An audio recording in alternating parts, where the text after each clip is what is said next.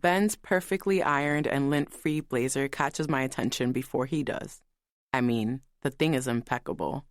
I have zero clues as to why some people are thirsting over him, though. Maybe it's the blazer.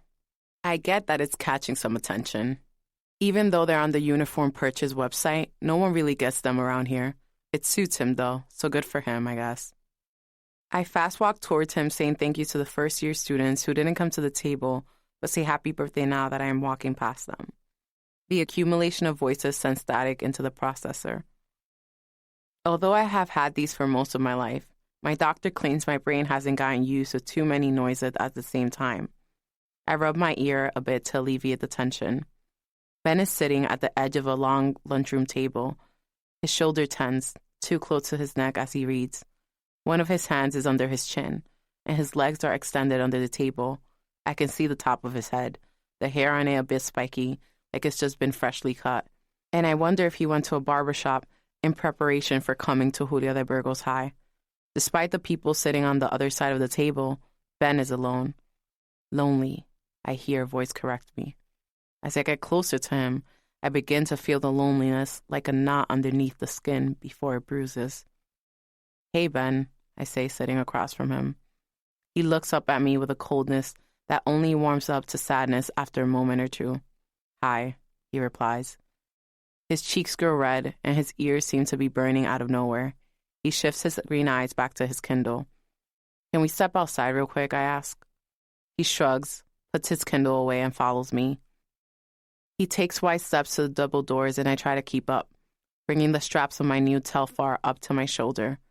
Everyone's eyes are on us, and I have to look down at the floor to avoid Jose's glance as we walk out. Outside the cafeteria, I tell Ben about the tour, and he agrees to it with a shrug. His eyes look towards the school entrance, dazed and unbothered. I let him in on the fact that we share the gym, cafeteria, auditorium, and courtyard with a charter elementary school, and they're to the left side of the main entrance. We walk into the right side of the school entrance where Julia de Burgos begins. Silence buzzes at our ears as we tour the first floor. I point out the library, the computer science room, the offices, the mental health first stop, and the math classes. The first floor is basically the floor that has all the things any of the grades would need access to, plus every grade's math class. Math classes, as you can tell, are separated into these two wings. I stretch out my arms from the main hall and point towards the other two. On the left side, you'll find 9th and 10th grade math, and on the right side, you have 11th and 12th grade classes. I know. You don't have to be a genius to figure it out, he chuckles. I quickly look back and watch as he rubs his chin.